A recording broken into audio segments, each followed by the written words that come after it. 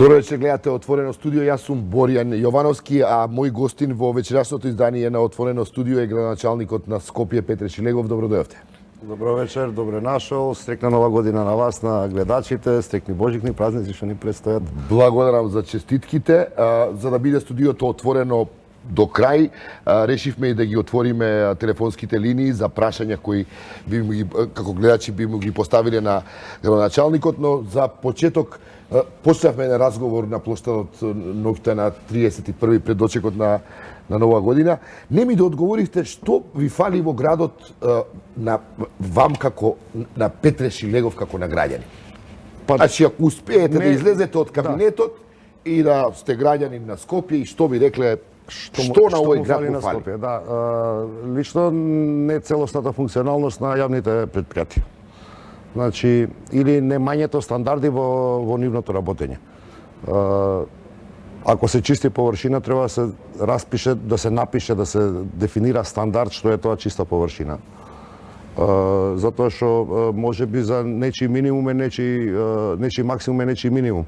И тогаш нема пропишано градот правила и прописи што е тоа стандард за да биде еден дел од градот чист. Имате ли расчистено со тоа што е во таа администрација функционално, што се партиски војници, кој што работи, има ли критериуми како ме прашувате за градската администрација или за предпријатијата јавни? И па јавните предпријатија кои се под ваша надležност. Ние имаме еден сериозен проблем, мислам дека тоа општ во Македонија, не само во град Скопје.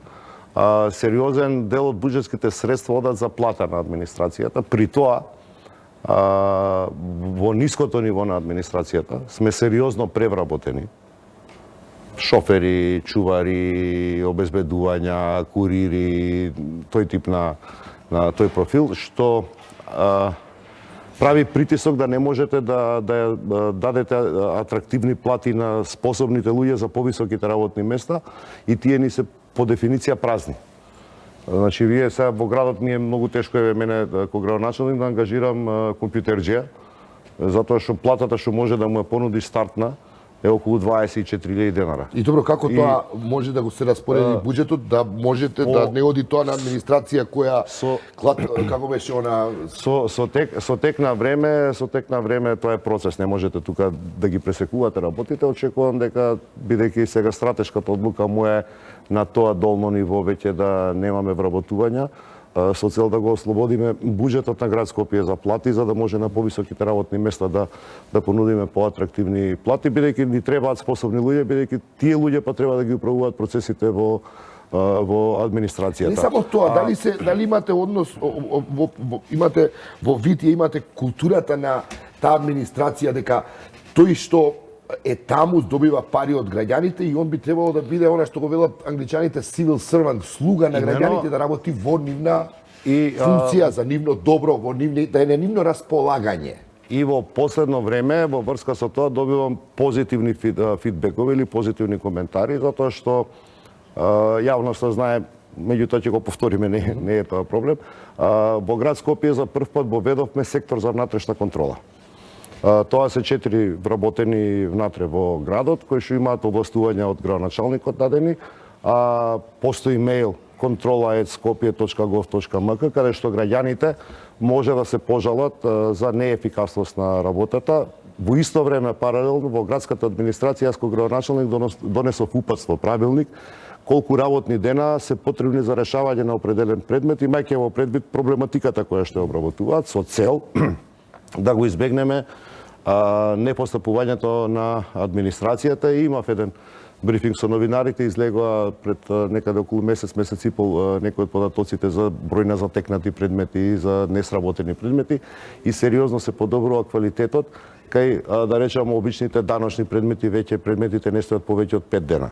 Што значи дека граѓаните можат во секое време да пријават аномалија во работата на администрацијата и го праќаме секторот за Добро, ова не сум го знаел. Да, јас како зборувам сега како граѓанин на што мислам дека е добро, затоа што знаете, затоа што граѓани на Скопје тешко ни е да почувствуваме таа промена дека администрацијата е тука за да ни помогне на нас граѓаните да не ги реши проблемите. Можете да го проверите и тоа веќе функционира. Значи даночните предмети не се работат за повеќе од 5 дена. Значи во текот од 5 дена имаме и електронско известување.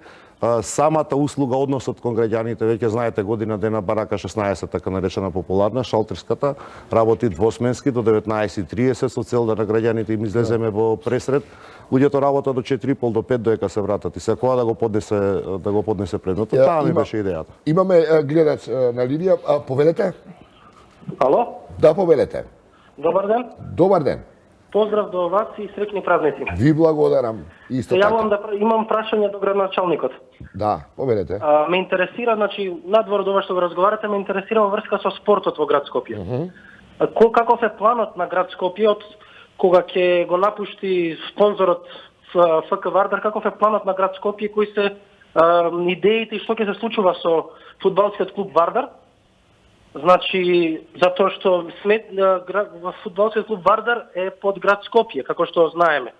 И дали ќе се води грижа, какви се плановите за тоа, затоа што фудбалскиот клуб Вардар е светот за сите на скопјани и сметам дека треба да се преземе соодветна одговорност и да се има иднина за тоа.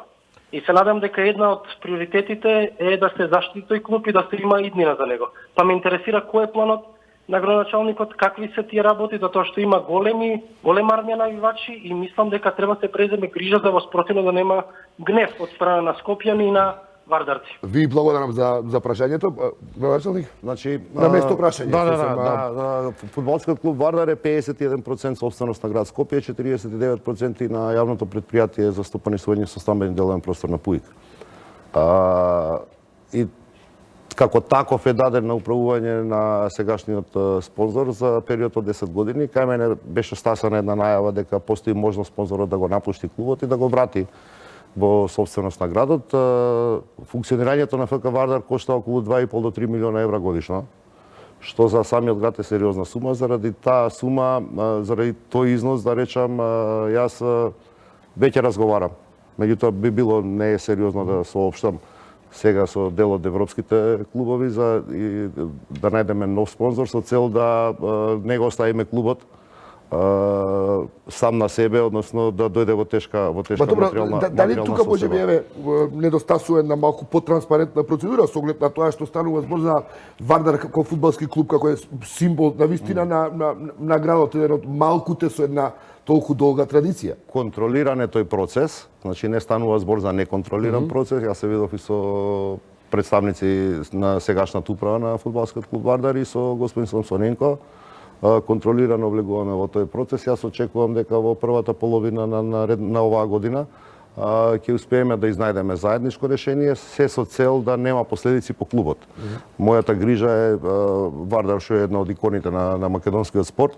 Едноставно преголема би била одговорноста да ја земам јас да дозволам тој клуб туку така лесно да пропадне.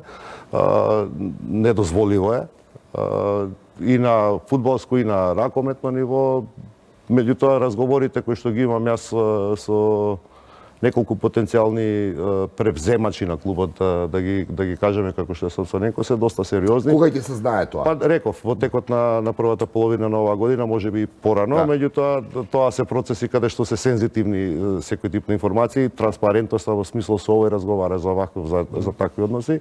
Додека не созрее ситуацијата и додека не се постигне некаков договор, едноставно нема да можеме да ја соопштиме, меѓутоа грижата за Вардар е сериозна моја грижа и нема да барате никој кој ќе го замени. Апсолутно, да, и Самсоненко се повлекува. Таква беше одлуката, иако да речам тој процес, имајќи предвид дека договорот таму е 10 години, изминати се само 2 или 3. Всушност 4. Ако е нивната таква одлука, тогаш она што јас го замолив е да влеземе во едно контролирано напуштање на клубот со цел да не дојде до некакви проблеми во неговото функционирање. Јас се видов и со тренерите, се видов и со играчите. Од прилика, значи, таа работа ја работиме и сакам тоа како процес контролирано да го изведеме на површина за да немаме штетни последици. Одиме со друг гледач, побелете. Добро вечер. Добро вечер. Вака сега. Да го поздравам градоначалникот И добро е за граѓаните кога градоначалникот е од истата партија што е на власт, затоа што ќе може да се остварат некои суштински битни работи за граѓаните. Би го прашал вака градоначалникот. Кога ќе одиме по главната улица, да кажеме од судот према подвожњакот Кисела вода. Таа улица, сега не знам името како е. Крстен Мисирков. Кај Црвен крст, мислам, како се вика таа улица. Крстен Мисирков. Така. Кога ќе го погледнете водно, ќе видите пола е дека е со згради. Има една огромна зграда тука, не знам колку, може да 1000 станови. Дали сега откако е градоначалник, прво се стопирани сите претходни градби од сите поранешни градоначалници, дали ќе има одговорност за сите што не го прашуваа народот, а градеа заради своји лични интереси, знаеме на зелени површини, на паркинзи, никој граѓанин не е задоволен. Земите го Карпуш, земите го Еви центар, зграда до зграда, луѓето се гледаат еден со друг. Зеленило никакво. Значи сето тоа градоначалниците за своји лични интереси во соработка со инвеститорите да им дадат атрактивни површини, си зима станови, дуќани и така натак. И дали градоначалникот како дел од власта, затоа што заедно со власта може да го покрене конечно тој закон за потекло на имоти, конфискација и големи казни на сите градоначалници претходни што се обогатија. Што се вика со еден мандат може само еден стан да купи, а сите ти имаат десетици станови и дуќани. Тоа е битно за народот. И уште едно кратко прашање, дали имаат контакт со Евана, конечно како влада, не мора како градоначалник, едноставно да извршат притисок на Евана за тој криминал што го прави Евана 2 пати годишно да читаат броила за да уштедат во овие инкасатори. Знаете ли што значи на некого да му наплаќаш пола година повеќе него што потрошил и обратно? Па да му дојде сметка 10 пати поголема од 10-20 илјади пензија што зима. Знаете кој хаос е, а на други што им наплаќаш поише, не им плаќаш камати. Тоа е оној криминал што се прави прекјутно, а вие како дел од власта можете тоа да го спроведете и конечно дали ги стопирате поранешните градби на сите градоначалници што не го прашаа градот, мислам народот. Благодарам.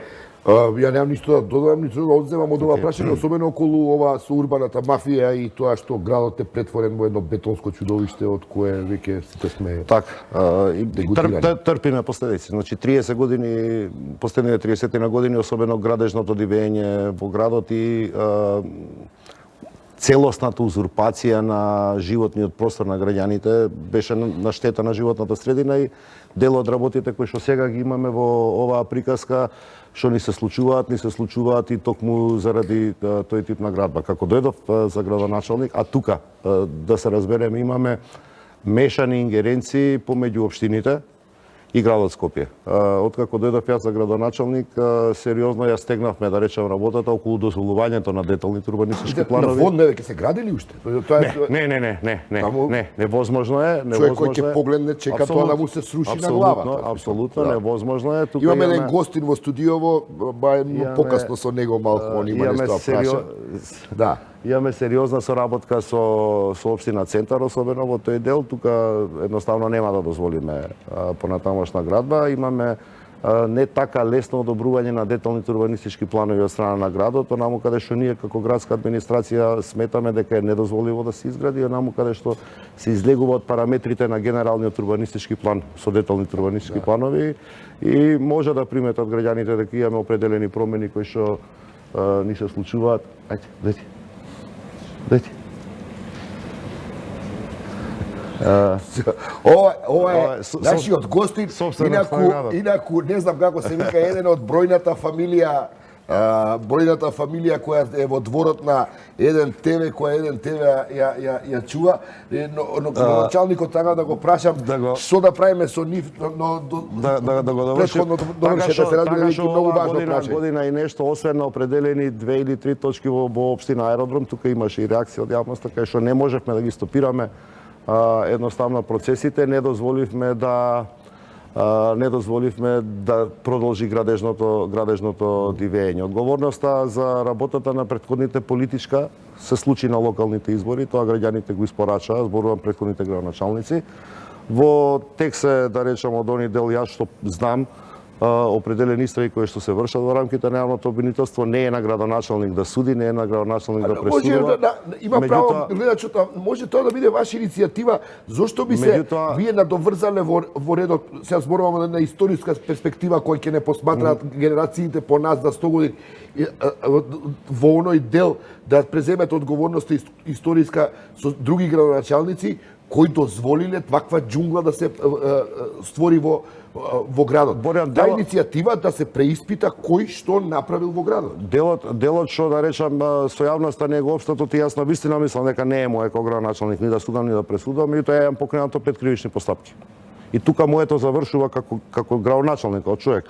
До надлежните институции сме приметили определени аномалии во работењето претходна администрацијата и имаме поднесено соодветни постапки во градот. Често се гости да речам, и специјалното јавно обвинителство и финансовата полиција се испитуваат определени работи, особено во проектот Скопје 2014-та, меѓутоа моето заврши во моментот кога ја правам пријавата, после понатаму ја превземаат институциите, така што околу зеленилото, градоначалник, ќе не освежите ли со нешто? Еве овој парк што го имаме, кој инаку како простор е сериозно добар и на добро место. Дали барем тој парк има некакви планови да добие малку повеќе на вредност? А се разбира што е можно повеќе и зелените површини да се расшират. Во таа смисла оваа година дена не гледам иницијатива некоја поконкретна. Оваа година дена имаме засадено 8500 нови дрва во нашиот град. И јас очекувам дека многу брзо веќе пролетва сериозно ќе се видат, затоа што садевме повеќе годишни дрва. Тоа не се дрва стари по 50 на години за да се излезат со целата нивна, да речем, убавина, меѓутоа се вклучуваат во екосистемот. А во програмата што ја поминавме на советот на последната седница пред Нова година, во програмата за работа на паркови зеленило, дел имаме и ревитализација на, условно кажано, вториот дел од градскиот парк, од Луна паркот кон хотел Александар Палас. Сериозна ревитализација и на патеките, меѓутоа и на 8.000 дрва, што значи тоа 8.000 дрва? Па еве, на пример, може сега и палми да кажете. Не, палми не се. Банани да не се случајно. Ова е палми, сајде вие на банани да не ви отиде. Палми не се дефинитивно, станува збор за 5 до 6 врсти на дрва кои што се автентични во Скопската котлина и кои што, да речам, јасени се, дабови, кои што растат на ова поднебје. Се повеќе годишни. Се дрва кои што бргу ќе придонесат во екосистемот на нашиот град. Да кажеме есенва, во текот на летото направивме подготовка преку 500 пањеви, да ги кажам, исечени дрвореди во градот, каде што било дрво, се исекло дрвото и така стои позицијата, заменивме.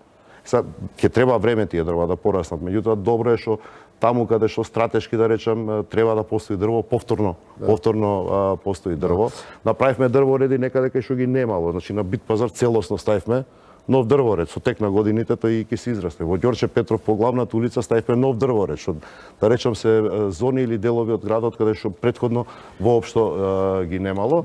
И за работата на Евана, значи јас единствено што можеме, ова што граѓанинот го кажа, до регулаторната комисија што е надлежна за работа на тие, да поднесам оваа пријава, користејќи го материјалов од емисијата, бидејќи Евана е работа, односно под надзор на регулаторната комисија. Ако има некакви аномалии во функционирањето, јас сум спремен да побарам да биде санкциониран. Тоа еве за да бидеме достани до ова и гледачот може и контакт достави во режијата за да продолжи комуникацијата, да се реши работата во интерес, се разбира, на граѓаните. Повелете, друг гледач имаме на линија. Ало? Да, повелете. Добро вечер. Добро вечер. Сакам едно прашање за градоначалникот, за него лично. Ме интересира мислењето за трговски, за градски трговски центар. Прво да прашам, чисто онака како граѓанин, како срце не го боли за трговскиот кога го гледа како? За сите оние обеќавања што се кажува предизборни дека Трговски ваков ќе биде онаков, го гушкаа заедно Трговски. Дали градоначалникот некогаш, колку е на власт, јас не знам, него мислам, сум го изгубила од вид колку е веќе на власт. Дали еднаш има прошетано низ Трговски и дали некогаш, кога бил во Трговски, ако бил освен у кафана, било каде, дали некогаш имал потреба да иде у ВЦ, бидејќи ние у Трговски немаме јавно ВЦ. Една работа, втора работа. Дали мислат нешто да се тој Трговски да се направат или барем да го затворат, да не постои веќе Трговски. Затоа што е многу жално за у строг центар, у најстар Трговски, најубав што беше, се направи руина. Гласав за него не од било кои други причини, само за да падне тој што беше директорот на Трговски, што го упропасти. Обеќавањата на нашиот градоначалник беа дека Трговски ќе го направат, не знам како ќе вложат во него, ништо тоа. Немаме, знаете како се чисти у Трговски? У Трговски се чисти со метли од пред 40 години. Али затоа кириите и одржувањето што го плаќаме е како пола рата за што сме ги купиле дуќаните, пола рата од кредитот. Толку ни е одржувањето. Ја не викам дека новиот директор што го имаат поставено, дека човекот не се труди. Човекот не знае од кај да почне. Значи, дали градоначалникот и оваа постава што е, ќе направи нешто или ќе остане тоа како еден голем чил во Трговски, голем чил во центар. Ве Рагнав, одлично прашање, ви благодарам за прашањето. Навистина, зашто е проблем за градоначалник после година и пол на власт да покаже конкретен резултат во една конкретна ситуација како што е градскиот трговски центар, кој меѓу другото, како што рече гледачката, беше дел и од символ на отпорот, ако можам да кажам, кон авторитарните тенденции на претходната власт? ГТЦ као правен субјект е посебен правен субјект што не е под град Скопје. Као предпријатие, како акционерско друштво и директорот што го спомена е, да, тука е суштината од кај да почне човек. Она што градот го прави за ГТЦ, а не ни е, да речам, наша надлежност, бидејќи не е тоа градско предпријатие, тоа е државно предпријатие. А дори и нели вика, зашто сум ја отворил автобуската станица. Значи, ја отворивме повторно автобуската станица долу во градскиот трговски центар и тој дел го уредивме со прекрасни графити, една галерија таму. Но нема веќе ова. Ама тоа не е работа на градот, тоа е работа на градски ме разбирате? Но Јас кажувам во вашиот, по срцето на вашиот. Вашата иницијатива е во таа смисла, господин Шегов, е многу значајна. Сега јас можам да Ако вие ја повлечете иницијативата, а институциите кои се одговорни при тоа се клуби, тогаш во најмала рака вие ќе задоволите потребата од јавноста да застанете на нејзина страна, не на страна на Боријан, она на власти. нема врска. ГТЦ е символ на градот. Значи, како и да е, она што јас го зборувам е на почеток.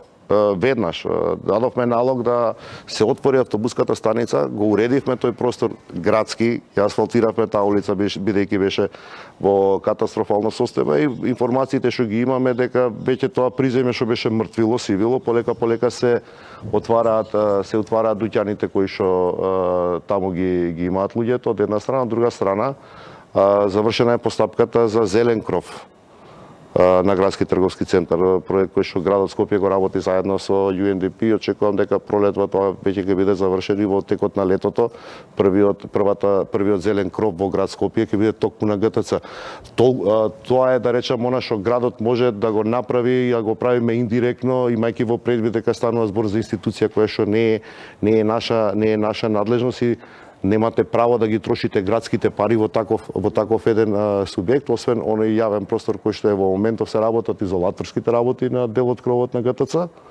Површината од преку 2000 метри квадратни, заедно со UNDP во рамки на еден проект кој што имаме заедничка соработка, ние обезбедивме дел од средствата, ги исплативме, мислам дека постапката веќе завршена во целост, бидејќи UNDP ја водеше таа постапка и ќе се започне со реализација на зелен кров на ГТЦ со цел Мојата цел е, уредувајќи ga и автобуската станица што беше символ на градот, меѓутоа и кровниот дел на градскиот трговски центар, да тоа го направиме свратилиште на луѓе. Колку повеќе луѓе ќе навраќаат во градскиот трговски центар, толку повеќе ќе успееме да го вратиме.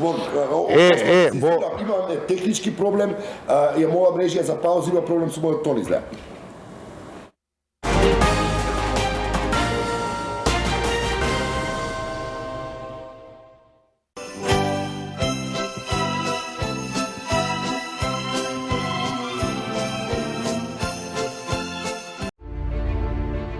Божикно интервју со собственикот на БМЈ Медија Груп и 1 ТВ Бојан Јовановски.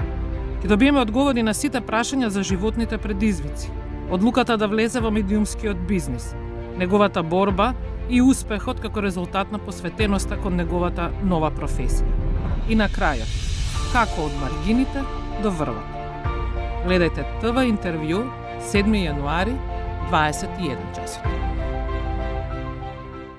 Уште 7 дена ја делат Македонија до настап на ракометното светско првенство. Како течат подготовките, какви се амбициите и колку можат младите ракометари да го понесат товарот за предстојните предизвици. Во Спорт 1 со македонскиот ракометен бисер Филип Талески. За подготовките на одбојкарската репрезентација во пресрет на клучните надпревари за пласман на Еврошампионатот. Во чии раце заврши воучерот за фудбалскиот камп на Реал Мадрид фондацијата? Гледајте Спорт 1, на крајот следуваат и награди. Екипата на 1 ТВ ви посакува среќна нова година!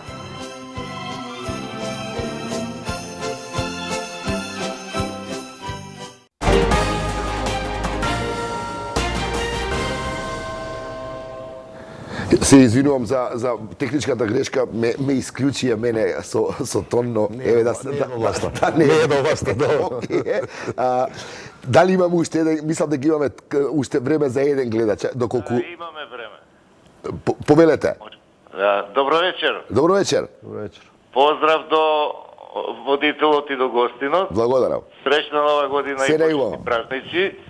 Сакам да ја поддржам идејата за трамвај во Скопје. Мислам дека од повеќе аспекти тоа е многу корисно, бидејќи трасата ја имаме од Лисиче до Ѓорче. Треба малце само да се обрне внимание на тоа фундаментирање да биде направено стаглам. Горе поврзувањето со тролите, со струјата исто така не е проблем, затоа што ни се тесни улиците и ќе го реши во главном еколошкиот проблем на град Скопје. Мислам дека половина од тој проблем што го имаме со автобуси, со загадување ќе се реши.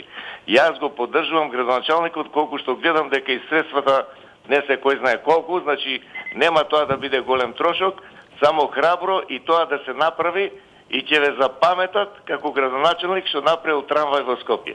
Благодарам на коментарот. Дали трамвајот е проект кој ќе биде, за колку време треба да се реализира? За тоа проработи.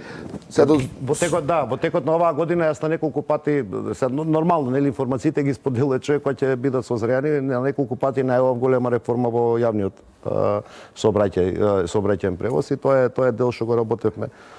Сериозна работа од околу 8-9 месеци и моја и на дел од градската администрација, сериозна помош од градот Загреб и благодарност за помошта која што има. Градот конечно го изготви документот кој што е целосно сообраќајно техничко решение за трасите за кои што зборуваше и вашиот гледач. И јас мислам дека имаме квалитетен документ кој што е добра основа да веќе почне реализацијата на трамвајот. Што значи тоа како операција? Тоа значи време за колку ќе се качиме од трамвај во Скопје?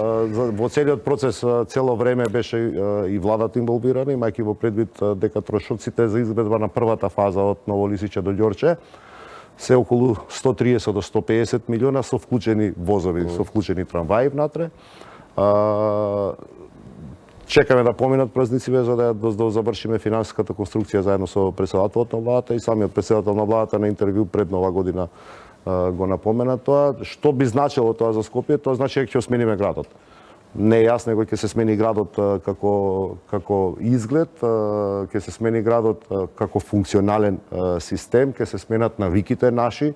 Трамвајот е работа што го менува градот. На дел од моите патувања во текот на оваа година всушност иде во трамвајски градови со цел да ги видам трансформациите кои што Не ми одговорите за ги год, доживувам. 2, за 3, за 4 години. Ако ја започнеме постапката сега за јавна Добро. набавка и ако истата успееме да ја завршиме за 6 месеци, а мислам дека ќе успееме, нема зошто да не успееме, односно да избереме изведувач. Убедувањата кои што јас ги имам од градот Загреб е дека трасата од Новолистиче до Ѓорче Петров би можела да биде во функција после 2,5 години од почетокот на работите. А почетокот на работите е предвиден за во текот на јануари ќе ги дефинираме средствата и ќе можеме да ги распишуваме постапките. Последно прашање, имавме гости, како што го видовте, на десетина куќиња се во дворот на еден ТВ, од време на време ги отвараме и тука да влезат да се загреат, особено кога е вака студено. А градоначалник, тоа е сериозен проблем. Чопори куќиња на улиците, граѓаните има кои се чувствуваат небезбедно, други граѓани кои сметаат и сосема во право дека треба тие куќиња да се згрижат, сепак се живи души, нели? Не. Што правите со тоа? До кај сте? Мрда ли тоа? Значи мрда сериозно мрда. Малку е покомплексно, ќе се потрудам да не бидам екстензивен. Значи, Закон за благосостојба на животните е закон кој што важи во последните 5 или 6 години, така. Никој не го почитува. Согласно тоа, градот Скопје имал должност во соработка за надлежниот орган Агенција за храна и ветерина да изготви градски регистар на домашни миленици. Бидејќи основниот прилив на животните на улица е неодговорното сопствеништво. Значи, отфрлањето на домашниот миленик на улица, и тоа е процес кој што се одвива и кој што ние заедно со Агенција за храна и ветерина го објавивме уште есенва. До крајот на март месец оваа година трае чипирањето на домашните, бесплатното чипирање на домашните миленици. Ги повикувам собствениците на домашни миленици да се обратат. А што е со вардариште? Да се обратат до надлежните или до вардариште или до Агенција за храна и ветерина со цел конечно да дојдеме до регистар на домашни миленици, тогаш ќе знаеме каква е состојбата со домашните миленици, ќе го имаме механизмот да го спречиме физичкиот прилив на животни скитници на улиците. Вардариште ден на ден ги подобруваме условите, не се идеални, не се ни такви какви што јас сакам да бидат на крајот на денот. Има, да речам, пуштевме парно конечно во Вардариште, нешто што е променето, куќињата повеќе не ни спијат на бетон како што порано се случуваше. Сериозна контрола воведуваме на гласините за непостапување на надлежните ветеринарни институции кои што се избрани за да оперираат, за да функционираат натре во Вардариште, и јас сум во преговори, разговори со двете градежни стопански комори, имајќи во предвид дека еден интересен инфраструктурен објект, а тоа е поранешната фарма на затворот Идризово, која што е сега напуштена, и градежните фирми кои што се толку испиркувани да станат општествено одговорни, ќе им понудиме проект да го реализираат, да отвориме еден стационар кој што ќе биде по потребните стандарди, кој што ќе има посериозен капацитет од 500 до 600 домашни миленици, меѓутоа мора да го... Значи немаше возило Вардариште. Оваа година го набавивме второто возило затоа што во системот на заштита на животните или од животните, зависи кој како е перцепира работата, имате места кај што интервентно треба да излегуваат екипите и вие морате да идете област по област, дел по дел од градот со цел да го нападнете, условно кажано, целиот град, за да покриете целата површина. Второто возило никаде го немаше. Тоа е нешто што го направивме. Обновивме дел од кафезите, обновивме, подобривме услови. Не се идеални, повторувам. Очекувам оваа година на начин на кој што го соопштив дека ќе имаме еден сериозен капацитет од околу 500-600 куќиња. Имаме прашање уште многу, особено околу начинот на диалог меѓу власта, нели, локална, градската власт и невладините организации тука, како да има проблем во... Нема проблем. Генерално во знаете како културата на диалогот изгледа дека нешто фали сериозно. Јас ги внесов невладините, особено во процесот на Вардариште, сега по самиот почеток на мојот мандат, и они беа дел од програмата која што ја усвои Советот на град Скопје, по која што сега се постапува. Јас не сум незадоволен од комуникацијата што имам со невладиниот сектор, особено за животите. Некогаш сум незадоволен од тоа што... Тие се незадоволни од вас? Па не, некогаш сум незадоволен од тоа што има известни, да ги речам, представници кои што шират невистини. Една од големите невистини е некој рекол дека ќе ги убиваме животните скитници. Еве, колку време помина тогаш? Ништо такво не се случи. Ама се успеа да се наметне некаква си атмосфера која што едноставно нити се кажала, нити постоела, нити се случува, нити била во некој план. Кога постапките се нетранспарентни, тоа остава најголем простор за шпекулации. Тоа е познато правило во принцип. Па така стои овој тип на спекулација која е манипулација со јавноста и лажна вест. Ја да не речам дека. Да. Меѓутоа знаете што, ако излезете и кажете тоа нема да биде така, манипулацијата продолжи, едноставно веројатно не знам. Некои луѓе можеби така прифатиле. Ја сум спремен секогаш со било кој. И тоа го правам. Вие знаете дека сум лесно достапен. Граѓаните кои што сакаат да во некоја прилика мислам дека ќе треба на оваа тема посветиме посебно. Има многу теми, ви благодарам за вниманието на Александар, му упаднавме веќе во терминот за вести што не би требало да е правило во една телевизија, но са тоа е интерен проблем. Ви благодарам за вниманието и во друга прилика подетално на секој од овие различни теми. Се разбира, ви благодарам на вклучувањата на гледачите и нивните прашања кои беа навистина конструктивни и на место. Благодарам уште еднаш. Александар, на тебе е редот. Благодарам на поканата.